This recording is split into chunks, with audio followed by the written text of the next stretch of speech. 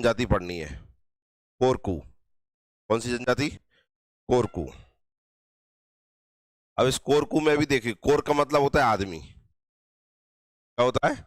आदमी। और कू का मतलब होता है बहुवचन, आदमियों का समूह। क्या? आदमियों का समूह। समूह बहुवचन होता है भाई। ग्रुप को हम क्या कहते हैं? प्यूलर कहते हैं कि नहीं कहते हैं? तो कू मतलब है बहुवचन, ठीक है। कोर मतलब है आदमी, तो आदमियों का समूह, या समूह को एक और हम शुद्ध भाषा में कहते हैं जमात, आदमियों की जमात। समझ में आया कि नहीं आया? काय का मतलब बता रहा हूं मैं आपको, कोरकू का मतलब बता रहा हूं। ये जो कोरकू लिख रहा है, ये इसका मतलब होता है आदमी, और कू है समूह, तो आदमियों का समूह। अब ये लोग कैसे हैं, इनकी उत्पत्ति कैसे हुई वो सुनिए ध्यान से। पहले तो ये भगवान शंकर को अपना इष्ट देव मानते हैं। किसको? शंकर जी को। शंकर ने ही हमको बनाया है, वैसे सबने, सबको ब्रह्मा जी ने बनाया है। किसने?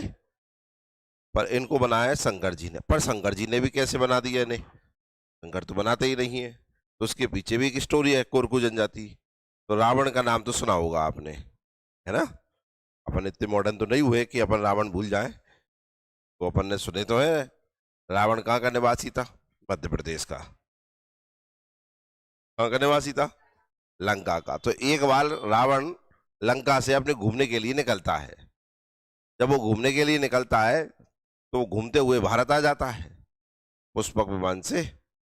विमान था उसके पास, पता है ना आपको, एरोप्लेन से आया। आज पुष्पक को एरोप्लेन कहेंगे कि नहीं कहेंगे? तो एरोप्लेन था, और खुद का एरोप्लेन था, सरकारी नहीं, पैसा वाला था रावण, ठीक है ना। होगा सोने मोने का। पुष्पक का तो वर्णन भी मिलता है। तो यह आया तो मध्य प्रदेश तक आ गया। कहाँ तक? मध्य प्रदेश। मध्य प्रदेश में उसने विंध्याचल की पहाड़ी देखी, तो उसे पहाड़ी बहुत सुंदर दिखी। तो उसने अपना रथ वहां पे, मतलब विमान अपना उतार लिया, ठीक है ना, एयरपोर्ट पर उतर गया और घूमा। तो उसे बहुत अच्छा लगा विंध्याचल की पहाड़ी पर। तो भगवान शंकर का भक्त था, शंकर जी की पूजा करी। और शंकर जी से कहता है कि तुम इतने अच्छी जगहों पर कोई नहीं रहता कहीं, मेरी इच्छा है यहाँ पे कोई कुछ लोग रहे, लोग रहे, जानवर तो थे, लोग रहे, इतनी अच्छी सुंदर जगह पे है। शंकर जी ने कहा कि ये तो तुमने बहुत अच्छा कहा, तो मत करो कि करते हैं। तो शंकर जी ने अपने एक भक्त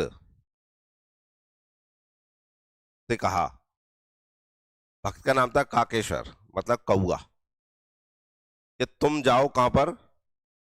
सुबलीगढ़। कहां पर? सुबलीगढ़। और वहां से लेकर आओ लाल मिट्टी, या मिट्टी ले आओ, पर लाल मिट्टी विशेष कहा था। कौन सी मिट्टी? लाल मिट्टी लेके आओ। कौन सी? लाल मिट्टी। तो लेके आ जाता है। लाल मिट्टी जब लेके आता है तो भगवान शंकर लाल मिट्टी से आदमी को बनाते हैं, व्यक्ति को बनाते हैं। ये सब देख ऊपर वाला देख ही रहा था। ऊपर वाले में एक व्यक्ति को सबसे ज्यादा गुस्सा आ जाती है, वो है इंद्र देवता। कौन से? इंद्र देवता। इंद्र देवता को गुस्सा आ गई कि जी भगवान क्या कर रहे हैं फालतू में, ठीक है ना। तो उन्होंने क्या किया कि ये सब गलत काम हो रहा है, नीति के खिलाफ हो रहा है, क्योंकि नीति तो ये कहती है कि आदमियों को कौन बनाएगा? ब्रह्मा जी। शंकर जी क्यों बना रहे हैं? और ये बना रहे हैं तो ये पता नहीं कौन बनाएंगे, और फिर मेरी आसन दिक्कत में आ जाएगी। तो उन्हें गुस्सा आ जाती है, किसको? इंद्रदेव को। तो इंद्रदेव क्या करते हैं, अपने घोड़ों को आदेश देते हैं कि जो शंकर जी ने जितने भी आदमियों को बनाया है मिट्टी से, जाओ और तुम इन्हें मिटाए आओ, जाओ इन्हें मिटाए आओ। जाते हैं, जाते हैं। तो बेचारे जो बने थे, मैंने सब एक घोड़े के पैरों के द्वारा कुचल दिया जाता है, तो सब खत्म। कछु बच जाते हैं, तो बच जाते हैं, भगवान शंकर उन्हें कुत्ता बना देते हैं, और वे खूंखार कुत्ता बन जाते हैं। तो वे कुत्ता घोड़ों से की ओर चलते हैं, तो घोड़े भाग जाते हैं। समझ में आया कि नहीं आया? वे भाग गए। फिर भगवान शंकर फिर के आदेश देते हैं, दोबारा मिट्टी लेके आओ। फिर मिट्टी आती है, फिर बनाते हैं वे। कौन? व्यक्ति। फिर जो व्यक्ति बनते हैं तो एक वो स्त्री बनाते हैं, एक पुरुष बनाते हैं।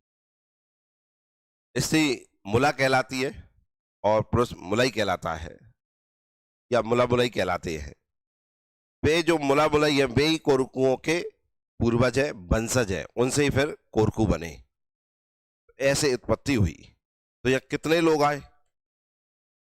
आप जानते हैं शंकर जी आए, तो शंकर जी से अपनी उत्पत्ति मानते हैं जी। शंकर जी से किसने कहा? इसलिए ये रावण की पूजा करते हैं। ऐसी जनजाति जो सबसे रावण की पूजा करती है, हमने यही देखी कि नहीं? किसकी पूजा करते हैं? रावण की पूजा करते हैं। रावण जहां आता है वहां मेघनाथ जरूर होता है, तो ये मेघनाथ की पूजा भी करते हैं। किसकी? मेघनाथ की। और आप जानते हो इनके बनाने में एक व्यक्ति, एक जानवर का बहुत बड़ा योगदान रहा। कौन का? कौए का, मिट्टी लाया था। और एक और का, कुत्ता। ये ऐसी जनजाति जो कुत्ता की भी पूजा करती है। किसकी पूजा करती है? कुत्ता की। क्यों? कुत्ता ना होता तो इंद्रदेव ने तो मिटा ही दिया था। समझ में आए ना? तो कुछ देवताओं के नाम तो यही मिल गए हमें। भले पढ़ते कछु मुझे ऐसे देख तो जैसे मैं ही कौन की जनजाति हूं, विलुप्त प्रवाह की ओर चल रहा हूं मैं भी। तुम विलुप्त करा ही दोगे एक आध दिन। अरे मैं भी हिंदी बोल रहा हूं, समझ में आ रही है कि नहीं आ रही? तो शंकर जी ने बनाए थे। रावण ने कहा था ये उसका जनजातियों में देवताओं को पूजा जाता है तो मेघनाथ भी होते हैं। और ये कौआ और ये कुत्ता, कौए का नाम यहाँ काकेश्वर मिलेगा। क्या मिलेगा? काकेश्वर। ठीक है ना? और इनका हमने जो मिट्टी लाई गई थी, वो मिट्टी आपको मैंने बताई, कौन सा स्थान बताया था मैंने मिट्टी का? मिट्टी कहाँ से लाई गई थी? सुबलीगढ़ से। दो स्थान है, सुबलीगढ़ और भंवरगढ़। कौन कौन से? सुबलीगढ़ और, जगह नहीं मिल रही, हाँ जान लगेंगे। सुबलीगढ़ और भंवरगढ़, ये इनकी उत्पत्ति का स्थान है भैया। यहीं से उत्पत्ति हुई है, दो जगह से, सुबलीगढ़ और भंवरगढ़। ठीक है ना? यहां से उत्पत्ति किसकी है? कोरकू जनजाति की। यहीं से मिट्टी मंगाई गई थी। ये लेके गया था भैया मिट्टी को, और किसके पास लेकर बेचा था?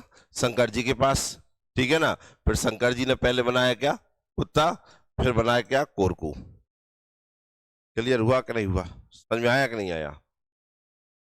बताओ कुछ पल्ले पड़े कि नहीं पड़े? अब बात आती है कि ये कौन सी प्रजाति के हैं? कौन सी प्रजाति के हैं? तो प्रजातियों को भी सुन लीजिए आप। मैं थोड़ा सा आपको बता देता हूं, जिन लोगों को इसमें दिक्कत आती है प्रजातियों में, मैं प्रजाति बता देता हूं आपको। हाँ भैया, वहां पहुंचे, चलो यहां से लिया।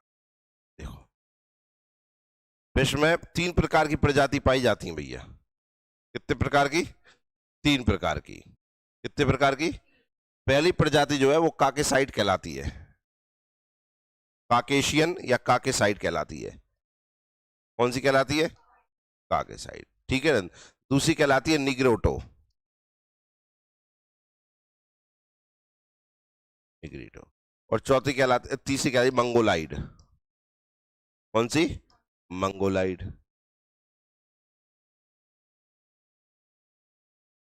ठीक है ना? इनके अंदर जो आती है, काकेसाइड के अंदर आती है अल्पाइन आती है। कौन सी आती है? अल्पाइन। कौन सी? अल्पाइन। या कहते हैं इंडो अफगान आती है। कौन सी आती है? इंडो अफगान।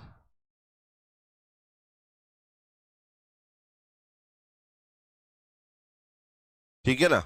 ये जो निवास स्थान इनका आता है वो आता है मध्य एशिया। कौन सा आता है? मध्य एशिया आता है, या कह सकते हैं अपन ऊपर का ठंडे इलाके आते हैं। बाकी साइड के कौन से आते हैं?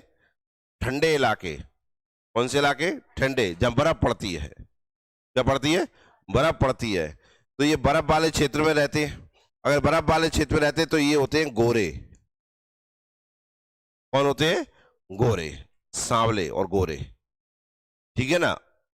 जहां टेम्परेचर बहुत कम है वे गोरे हैं, जहां टेम्परेचर थोड़ा सा बढ़ गया तो वे होगा कैसे? सांवले, और जहां बिल्कुल ही ज्यादा हो गया है, बहुत ही ज्यादा हो, बिल्कुल ही नहीं, बहुत ही ज्यादा हो गया, वे हो गए काले।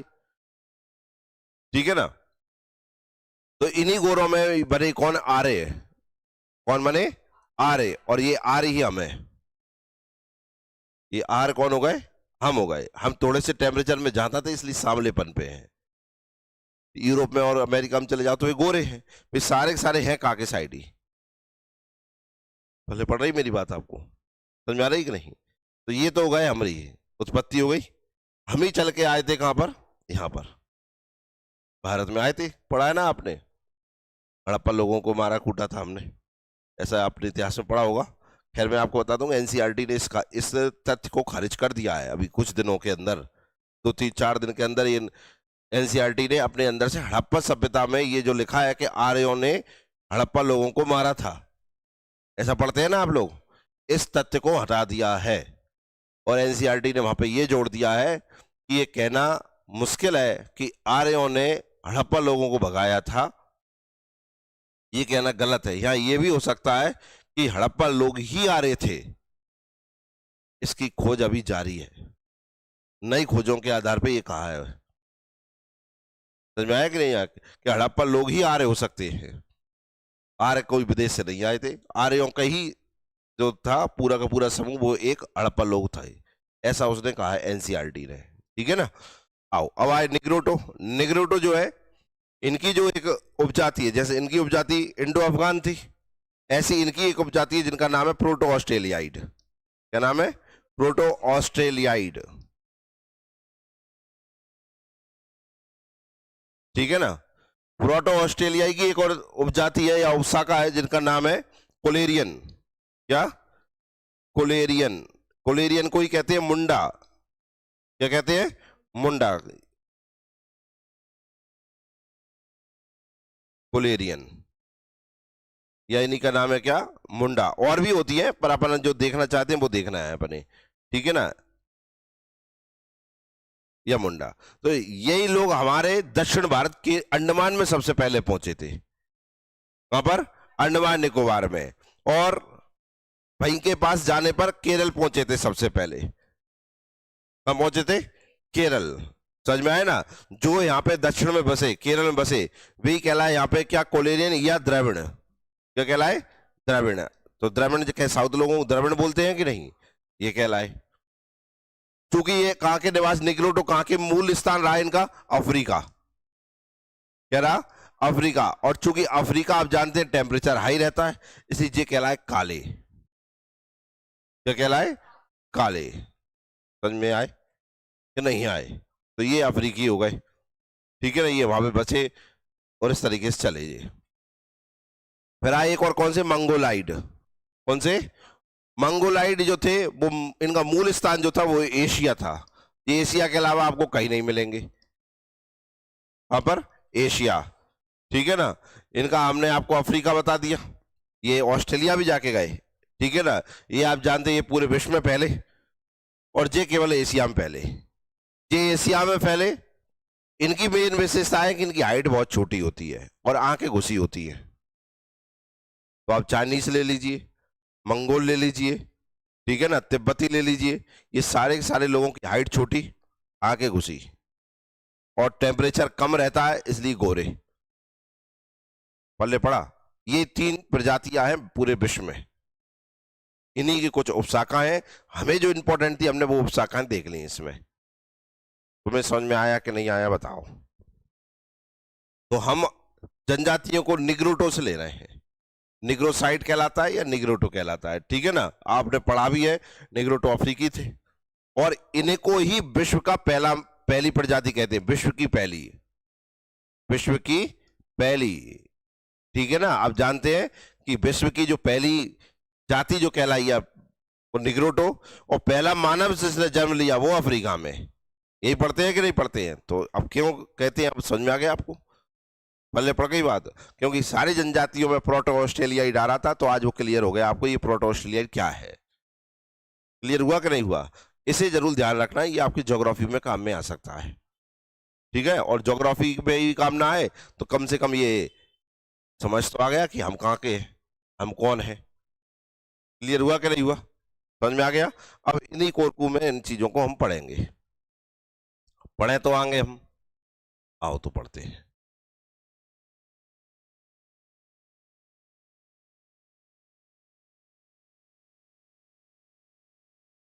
चलिए,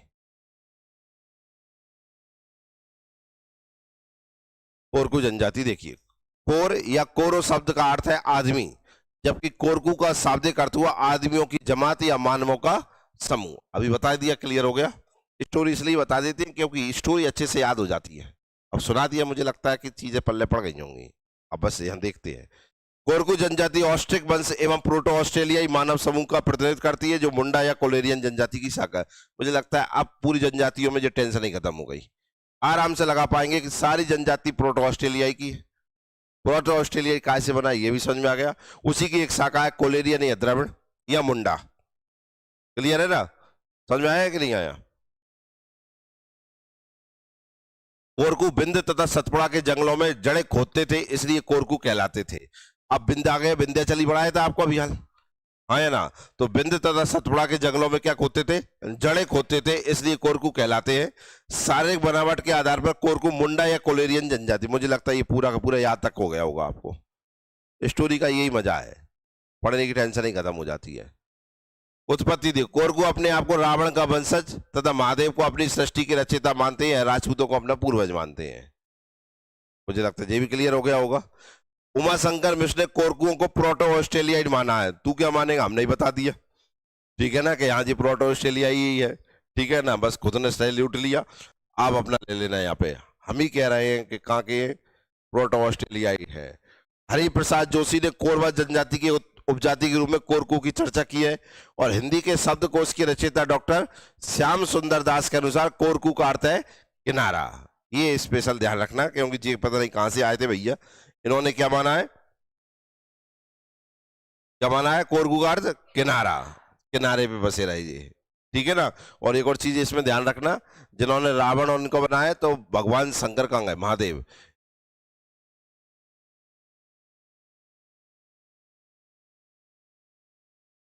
लिख देते हैं, मन याद बना रहेगा अच्छे से।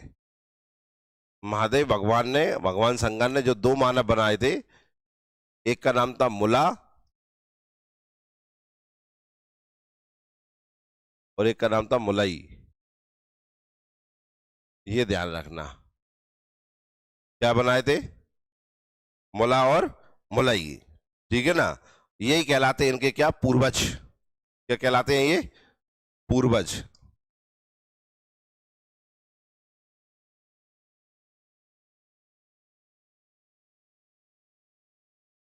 ठीक है ना, इनसे इनकी उत्पत्ति हुई है, क्लियर है।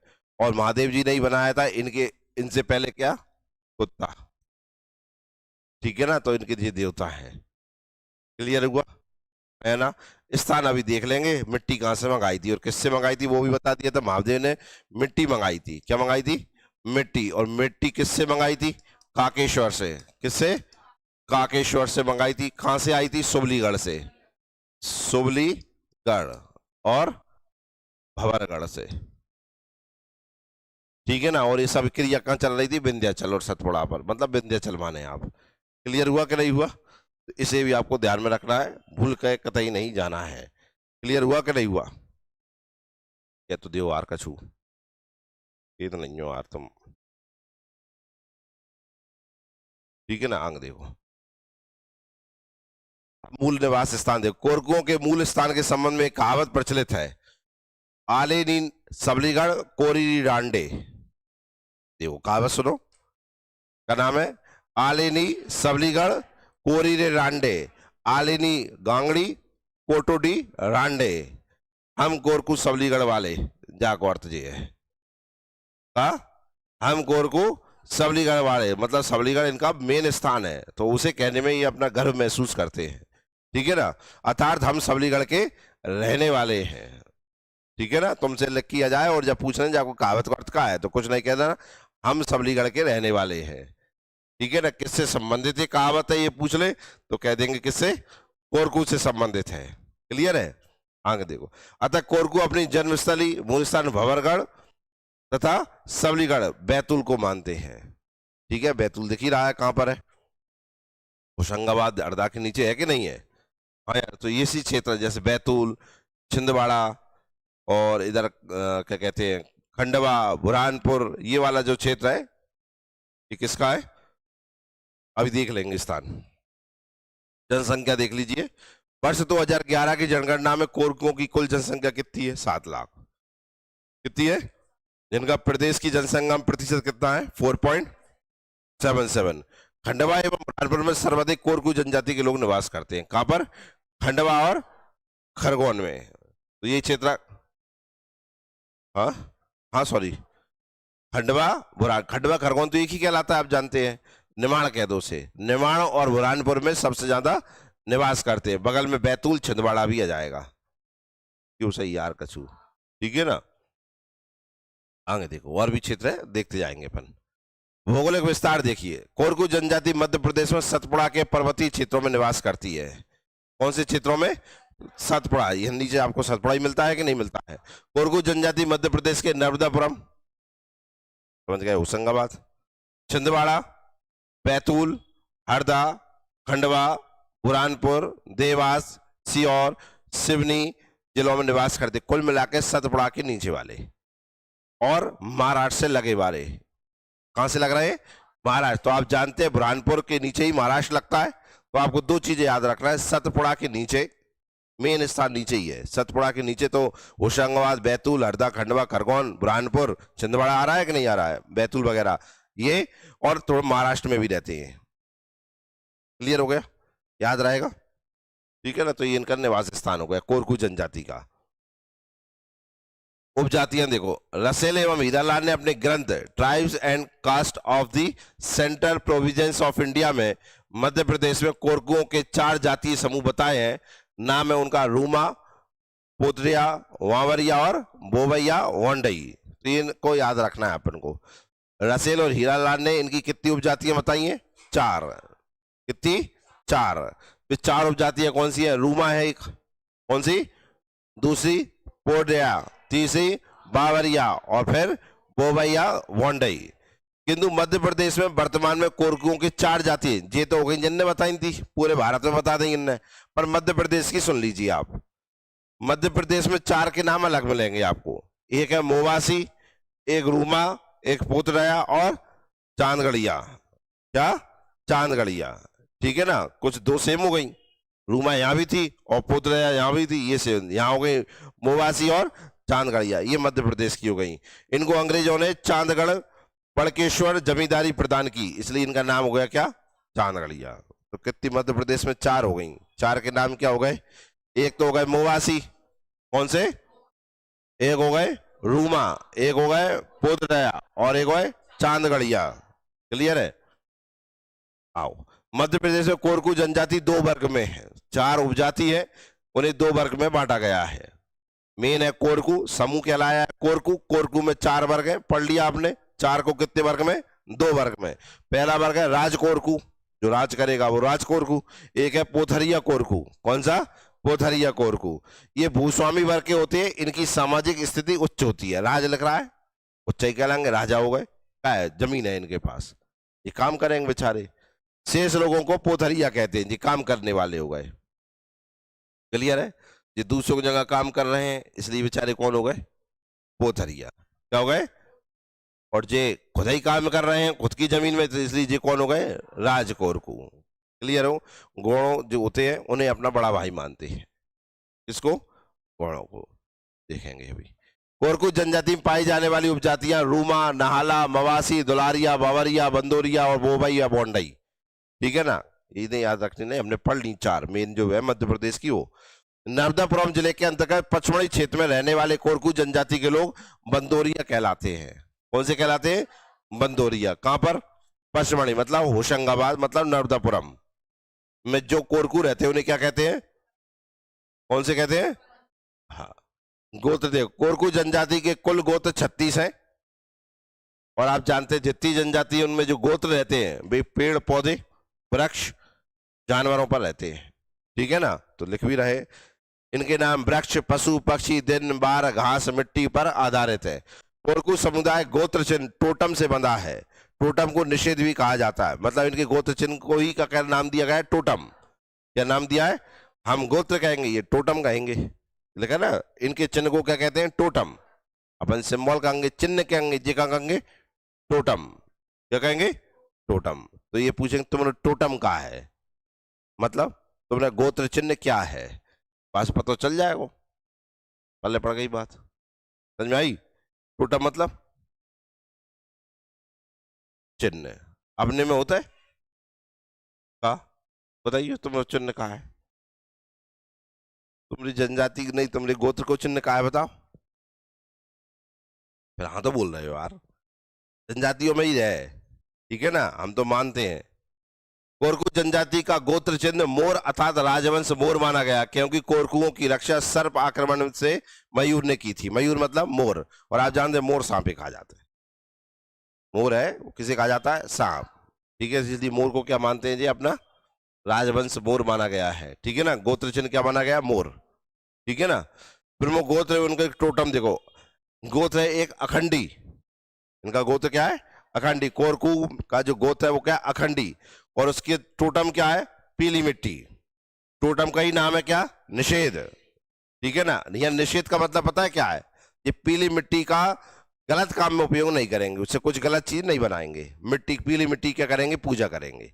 हमने पढ़ा है ना, जिन चीजों को, जिन चिन्हों को इन्होंने गोत्र माना है, जिस जनजाति की, जिस उपशाखा ने, आप जानते हो उसकी वो पूजा करते हैं। पढ़ा है कि नहीं पढ़ा है? फिर आते हैं कौन? अटकोम। ये अंडा, मतलब ये अंडा से बड़ा प्रेम करते होंगे, ठीक है ना। फिर है कौन से? उसरनवा, ये हल्की मिट्टी वाली पथरीली जमीन, पूछते होंगे जी। काशड़ा मिट्टी, कलम पेड़, काजल्या काजल, कांसल कांस, कासंडी मिट्टी का बड़ा बर्तन, झारा घास, कोलल्या एक पेड़ जिसके पत्ते की भाजी खाते हैं, खेरिया खेरा एक पेड़ का नाम है, और चंगरी घास है, और चेखरेज क्या है? पेड़ है। समझ में आया कि नहीं आया? तो ऐसे मानते हैं, सब जगह अलग अलग रहते हैं। खैर हमें याद नहीं रखना है, ये पेपर में नहीं आएगा वो, ठीक है ना। कोरकू का पेपर नहीं हो रहा है, पीएससी का पेपर हो रहा है, ठीक है ना। नहीं तुम घबरा जाओ, ओ सर जी कैसे पढ़ेंगे, तो ध्यान रखना, कोरकू ना तुम हो और ना तुम्हें रहवे पहुंचा रहे, वहां पर बता रहे, समझा रहे, इससे थोड़ी सी जानकारी मिले आपको। आओ परिवार देख लो, कहीं आपको भी परिवार बसाएंगे, पता चला कोरकू में ही परिवार बसाने लगे आप, इसलिए परिवार जरूरी है। कोरकुओं में संयुक्त तथा एकल दोनों प्रकार के परिवार हैं, तो आपको टेंशन नहीं होगी। इनके परिवार समाज पितृसत्तात्मक तथा टोटम पर आधारित होते हैं। अभी हाल पड़ा, टोटम पे तो आधारित ही होंगे, गोत्र को तो बहुत बड़ा मानते हैं। कोरकू परिवार में अतिथि सत्कार साधु जैसा होता है। कैसा होता है? साधु, जैसे साधुओं का होता है बड़ा आदर से, ऐसा ही इनका। कोरकू जोहर, जो अर्थात सिर झुकाकर प्रणाम करते हैं। आप जानते हैं राजाओं के सामने जोहर की प्रथा चलती है, काहे की? हुजूर सलाम करते हैं कि नहीं करते? ऐसे करके जाते हैं कि नहीं जाते? और फिर ऐसे ही पीछे आ जाते हैं, आते हैं कि नहीं आते? तो ऐसी प्रथा चलती है, किसमें? कोरकू में चलती है। ऐसे ही इससे एक कथा, एक चीज प्रसिद्ध नहीं, मतलब एक कहानी भी है। कहानी भी नहीं मतलब वो हकीकत है। हकीकत कहाँ की है? हकीकत है कहाँ के राजा थे, नाम भूल गया मैं यार। ये जो था ना अपना गुजरात, गुजरात में के एक नीचे, आप जानते जब अपना विलय चल रहा था, विलय, तो जैसे कि जम्मू कश्मीर का विलय किया, फिर अपन ने इधर का हैदराबाद का, इधर कौन सा था? जूनागढ़ के ऊपर एक और रियासत थी, उसका भी बताया था मैंने आपको, नाम ध्यान नहीं आ रहा।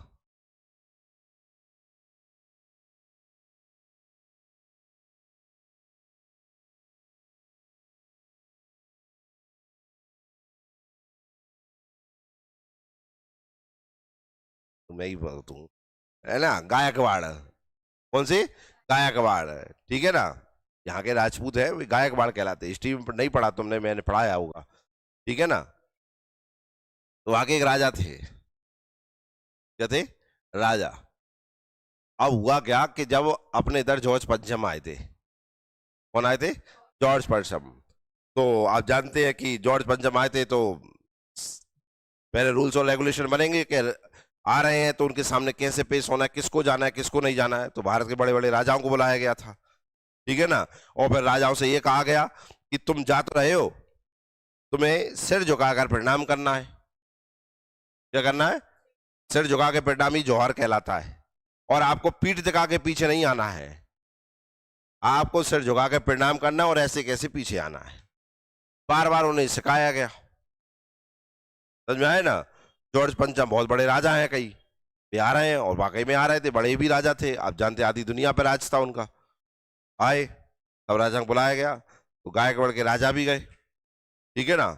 बताते हैं गायकवाड़ राजा जो थे उनके पास दौलत इतनी थी, दौलत इतनी थी कि विश्व में किसी राजा के पास नहीं थी। सोने की गाड़ियां, सोने के महल इसके लिए प्रसिद्ध थे। उस समय ये करोड़ों का दान देते थे, उस समय करोड़ों का दान देते थे, तो आज समझ लो वो दान कितने का हो गया होगा। अब आए जॉर्ज पंचम, आए सबने सिर झुका के प्रणाम। अब बात आई इनकी, इनकी बात आई तो इन्हें अच्छा नहीं लग रहा था कि मैं ऐसे करूं, तो उन्होंने प्रणाम तो किया। कैसे? अब सब प्रणाम ऐसे कर रहे हैं, जिनने कहा ऐसे करके और ऐसे आ गए, तो सभी लगा भूल गए। क्या लगा? भूल गए। तो तनक और दूर जाके फिर दोबारा कहते। अब कोई अतिथि आता है तो प्रणाम तो बनता है, ठीक है ना, प्रणाम करना तो अच्छा रहता है। तो फिर दोबारा आओ, फिर पीठ दिखा के। और जैसे ही जो सामने सब देख रहे थे उन तरफ हंस दिया है। कोई कुछ नहीं कर पाया था। उनकी पहुंच इतनी थी कि भारत में जितना उनका राज था उतना ही विदेशों में भी था। ऐसे ऐसे राजा हुए, पता है कि सामने आए अपन उनके गुलाम है, लेकिन नहीं नहीं मानने तो नहीं मानने। अंग्रेजों ने पूरे भारत को गुलाम थोड़ी किया था, आप जानते हैं। पूरा भारत गुलाम थोड़ी हुआ था। जो राजा कमजोर पड़ गए थे और जिन राजाओं में फूट डाल दी थी उन्होंने, वहीं पे था। और जो थे वे तो अपना राज कर ही रहे थे ना। लेकिन अधिकतर भारत पे कब्जा कर लिया था, इसलिए अपन ने क्या मान लिया था? गुलाम। और दूसरी आप जानते हैं कि राजधानी पे कोई व्यक्ति बैठ गया, अब तुम्हारे गांव में धोरिया होगा और अपने यहाँ सूरन में अंग्रेज आए थे का गुलाम अपन धोरी भाई यार, लेकिन अपनी राजधानी पे बैठे हैं तो गुलाम में अपन भी आ गए ना। पूरा भारत गुलाम तो अपन भी गुलाम। पर शासन हर जगह नहीं, शासन कुछ जैसे बंगाल पूरा गुलाम, इधर उड़ीसा वगैरह, कर्नाटक, उत्तर प्रदेश, मध्य प्रदेश का निचला भाग महाकौशल क्षेत्र जो कहलाता है। अब जैसे सिंधिया होलकर थे, इन्होंने उनसे संधियां कर ली थी, जैसे सिंधिया संधि कर ली थी, होलकर ने नहीं करी तो होलकर का नाम नहीं मिलता है। तो जिन राजाओं ने उनका साथ दिया या उनके समर्थन में रहे, चल रहे हैं। कुछ महान थे जो उनसे टकराने के लिए तैयार थे, अंग्रेज उनके पास गए ही नहीं कि रहन दो, जन ही जाए अपन। तो ना उन्होंने हस्तक्षेप किया ना उन्होंने हस्तक्षेप किया। राजा को लग रहा था इनसे लड़ेंगे तो फालतू मिटेंगे, उन्हें भी लगा कि इनसे लड़ेंगे तो अपन भी मिटेंगे। उन्होंने कहा तुम जहां रहे हो हम जहां नहीं रहे। तो कुछ जगह ऐसा चलता रहा। आओ तो क्या होता है, जौहर जो है अतार सिर झुकाकर प्रणाम करते हैं। किसको? साधु को। साधु को नहीं, मेहमानों को। मेहमान को क्या मानते हैं? साधु। सामाजिक संगठन, कोरकू जनजाति में सामाजिक संगठन के 3 रूप पाए जाते हैं। कौन कौन से पाए जाते हैं? पड़ियार कोरगु में पूज्य और अति विशिष्ट व्यक्ति कहलाता है क्या? पड़ियार। और इनमें क्या पढ़ते? पटेल। पर पटेल पंचायत का होता था। पटेल का क्या होता था? और फिर उसे पूरा समूह मान ले। इनमें तो विभाजित पहले से ही है। जनजाति में सामाजिक संगठन है इनका। सामाजिक में कौन आ रहे हैं? पहले पड़ियार। कौन आ रहे हैं? पड़ियार। कोरकुओं में पूज्य और अति विशिष्ट व्यक्ति। फिर होते हैं भूमिका। भूमिका जनजाति का पुरोहित होता है। भूमिका जनजाति क्या होता है? पुरोहित। और फिर होता है इनमें क्या? पटेल समाज का गणमान्य एवं अनुभवी व्यक्ति होता है। कौन? पटेल। अधिकतर जनजातियों पटेल को सबसे ऊपर पढ़ा हमने। इसमें पटेल कौन से नंबर पे आ गया? तीसरे नंबर पे। तो ध्यान रखना है इस चीज को, क्योंकि यही पढ़ रहे हैं हम। कोरकू जनजाति में सामाजिक संगठन 3 प्रकार के पाए जाते हैं। पहला क्या? पड़ियार। दूसरा भूमिका। और तीसरा पटेल। सबसे विशिष्ट कौन है? पड़ियार। पुरोहित कौन है? भूमिका।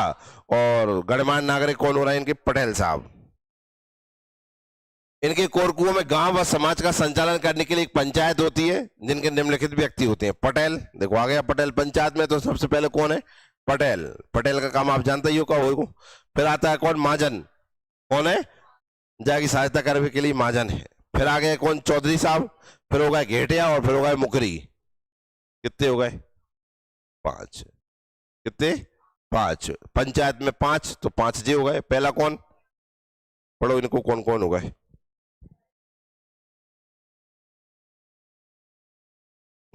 ठीक है ना? क्लियर है? आंख देखो। गांव एवं बस्ती, इनके गांव या बस्ती को ढाना कहते हैं। क्या कहते हैं? ढाना। क्या कहते हैं? ढाना। जैसा हमने शहरियाओं का भी पढ़ा था, वैसे ही बसाते हैं कि नहीं? कोरगुओं के कतारबद्ध ओटले प्रमुखता ढाना है। मतलब ये कैसे बनाते हैं? कतारबद्ध बनाते हैं, लाइन से बनाते हैं मकान, अपनी झोपड़ी। उन्हें क्या कहते हैं? कतारबद्ध ओटले कहलाते हैं। इनकी झोपड़ी क्या कहलाती है? ओटले। इन्हीं को कहते हैं क्या? ढाना। बहुत सारे ओटलों का समूह क्या कहलाता है? ढाना। क्लियर है? कोरकू स्त्री अपने घर की दीवारों पर भारी और प्रवेश द्वार के आसपास विविध आकृतियों को चित्रित करती है। इनको गुदनी कहते हैं। गुदनी मंगल सूचक होता है। गुदना और गुदनी पढ़े? गुदना खुद पे हो गया, गुदनी मकानों पे हो गया। इनके जो मकान है, इनकी झोपड़ी है, मिट्टी की बनी होती है। उन पे जो डेंटिंग और पेंटिंग हो रही है वह क्या कहला रही है? गुदनी। और खुद की डेंटिंग पेंटिंग क्या कहला रही है? गुदना। ठीक है ना? जिन ग्रामों में कोरकू अन्य आदिवासियों के साथ या गैर कोरकू कृषकों के साथ रह रहे हैं, उन ग्रामों में कोरकुओं की वस्तु को कोरकू आवार कहते हैं। समझ में आए ना? मतलब कोरकू अकेले रह रहे हैं तो भी ढाना, भी क्या? ढाना। लेकिन वे अन्य आदिवासियों के साथ रह रहे या और किसी के साथ रह रहे हैं तो क्या कहलाएंगे? फिर वे कोरकू आवार कहलाएंगे। क्या कहलाएंगे? ध्यान रखना, 2 हो गए, ढाना और ये कौन से? आओ खान पान भोजन देख लो। शाकाहारी और मांसाहारी दोनों प्रकार के होंगे। मोटे अनाज और सब्जियां इनके मुख्य दैनिक भोजन है। कोरकू स्त्री एवं पुरुष दोनों माहौल अतः महुए की बनी शराब, जिसे सीड़ू कहा जाता है, का सेवन करते हैं। अब यहाँ एक नया शब्द मिला है, सीड़ू। क्या? सीड़ू। कोड वर्ड सीख रहे हैं जी आप आने वाले भविष्य के लिए। समझ में आया कि नहीं आया? क्या सीख रहे हैं? Code word. घर में कहोगी, क्या कहोगी? सीड़ू दे दो हमें। क्या दे दो? सीड़ू। आज तो क्या खाने और पीने की आ रही है? सीडू। ये खाएंगी पिएंगी क्या? सीडू। ठीक है ना? कभी कभी घर में एक आध बार खाना खाने बैठो तो कह देना अभी घर आज ही, आज तो सीडू होता। घर वाले कहेंगे जी कहाँ का सीडू हो गया, तो फिर आगे की डिटेल मत बताना। ठीक है ना? नहीं समझ जाएंगे बच्चे बिगड़ रहे हैं, पढ़ नहीं रहे हैं। ठीक है ना? सीडू काय का बना होता है? महुए का। काय का? महुए का। खान पान के आधार पर कोरकुओं के 4 गुण है। कोरो। कौन? कोरो। जे के आदमी है। ताजा व शुद्ध मांस खाने वाले। ताजा व हाल चाल काट के खाएंगे तुम्हें। ठीक है ना? पुराना रखा हुआ नो। फिर आगे कौन? राक्षस शैतान, सड़े गले मरे पशु पक्षियों का मांस खाने वाले। दिख रहे हैं आप?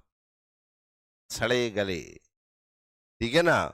मरे पशु पक्षियों का मांस खाने वाले। ठीक है ना? पक्षियों का है वो बनाएंगे, वो का है? का। मांस खाने वाले। ठीक है ना? अपने आप को बांट लेना कौन में आते हो आप। ठीक है? फिर आते हैं एक सराकू, मतलब बंदर, भाजी पाला खाने वाले। अब बंदर है, मांस तो खाएगा नहीं, पेड़ों पे रहता है तो क्या खाएगा वो? भाजी पाला।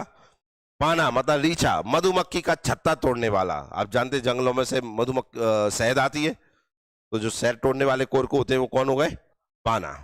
तो कितने हो गए जी? 4। कितने हो गए? एक आदमी है, एक शैतान है, एक बंदर है और एक रीछा है। ठीक है ना? जो आदमी है शुद्ध खाना है कहीं अपने, लेकिन का मांस, शुद्ध खाएगा मांस। ठीक है ना? और ताजा। शैतान खाएगा मांस लेकिन सड़ा गला खा जाएगा, पशु पक्षी नहीं खा जाएगा। ठीक है ना? अब जानते हैं जितनी जनजाति होती है इन्हें सबसे प्रिय मांस काय का लगता है?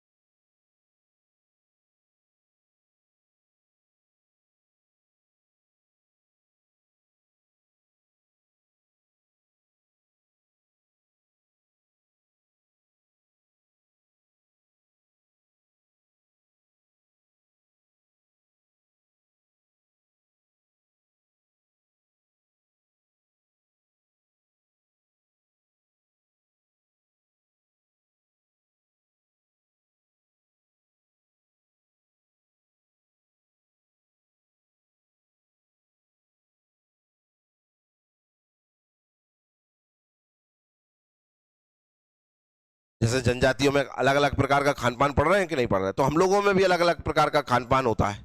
तो आप वहां जाओगे ना, तो चाय के संगे आपको क्या दे देंगे? चाय के संगे तुम्हें सलाद दे देंगे, ले खा लो, जो नाश्ता ही होगा तुम लोग। दूसरी बात, अपने इधर अपन भाजी जान रहे हैं, 2-4 भाजी खाते हैं, वहां तो भयंकर ही चाय का चूकी भाजी खा जाते हैं। जंगल में गए तो जंगल से का जो टोला है, तो कई जंगल की भाजी है जा पाए बना खा गए। अलग ही प्रकार का चलता है, सब जगह ऐसा ही चलता है। उड़ीसा में जाओगे तो वहां अलग मिलेगा आपको। सब जगह के खान पान में बदलाव है। भारत विविधता का देश है, खान पान के लिए और ज्यादा प्रसिद्ध है। वस्त्र एवं आभूषण देखो, कोरकू साधारण पहनावा पहनते हैं, स्त्रियां पैरों में मछली आकार की बिछिया तथा भुजाओं में बावटिया प्रिय आभूषण पहनती है। ठीक है ना, ये 2 आभूषण ये ध्यान रखना। बावटिया कोरकू में पढ़ा है ना हमने, तो इसे ध्यान रखना। और मछली आकार की बिछिया पहनती है कौन? कोरकू स्त्रियां। ठीक है ना। जन्म संस्कार दे, गर्भवती कोरकू महिला का प्रसव बड़ी बूढ़ी महिलाएं कराती हैं। प्रसव के समय, अब जैसे कोई स्पेशल लाइन है ये, प्रसव के समय कष्ट होने पर अपने पति के बाएं पैर का 2 बार मतलब चरणामृत पीती हैं, तो उनके कष्ट दूर हो जाता है, जो दर्द होता है वो दूर हो जाता है। अब इस पे क्या है कि हमारे लिए भले ही ऐसा लग रहा है, ऐसा थोड़ी होता है, पर इनके में ये प्रथा चली आ रही है तो दूर होता ही होगा। कुछ चीजें विश्वास से हो जाती है, जो असंभव है उसे संभव बदला जा सकता है, कैसे? विश्वास के द्वारा हो जाता है कि हम विश्वास से ही पत्थर में भगवान ढूंढ लेते हैं और अपने काम बन जाते हैं कि नहीं बन जाते हैं। और कोई अन्य व्यक्ति को बताओ, जैसे विदेश का कोई व्यक्ति को बताओ कि ये देखो बताओ पथरा है पूजा है, और मानते हैं नहीं, वो हंसेगा कि नहीं हंसेगा, लेकिन तुम तो मानते हो कि नहीं मानते हो, और विश्वास से तुम्हारे काम हो रहे हैं कि नहीं हो रहे। तो इनके लिए आप ऐसे हंस नहीं सकते, हम हंस नहीं सकते, इनके तो हो रहे हैं ना काम, तुम्हारे नहीं होंगे, हमें विश्वास ही नहीं है तो होंगे ही नहीं, हमारे विश्वास होगा तो होंगे। पहले पढ़ी मेरी बात। हाँ, कोरकुओं में लड़की का नामकरण 30वें दिन तथा लड़के का 5वें दिन होता है। मृत्यु संस्कार देखो, कोरकुओं में मृतकों को दफनाने की प्रथा है, कहीं कहीं अग्नि संस्कार भी किया जाता है। मृत्यु भोज के दूसरे दिन मृतक की समाधि पर एक लकड़ी का स्तंभ लगाने की प्रथा है, जैसे मंडो या मंडा कहा जाता है, ईसाइयों जैसा भी लगा देते ना, प्लस को साइन, ऐसी जी एक लगा दे लकड़ी का स्तंभ, जिसका नाम क्या है, ये स्पेशल है, ये ध्यान रखना है। और जनजातियों में नहीं पढ़ा हमने, ठीक है ना। बिन्ने चबूतरा बना देते हमें, इसमें क्या बना रहे हैं? समाधि बना रहे हैं, और उस पर क्या लगा रहे हैं? मंडो या मंडा। विवाह एवं विवाह प्रथा है, कोरकुओं में विवाह की 4 पद्धतियां प्रचलित है, इन्हें हम कल पढ़ेंगे, ठीक है ना। अब क्या है कि क्लास सही टाइम पे चालू हो जाती ना तो ये खत्म हो जाती आज ही, लेकिन अभी यार करंट भी चालू करना है तो ज्यादा देर तक नहीं पढ़ा सकते हैं, इसलिए कहा है कि कल से टाइम पे आना है सब लोगों को।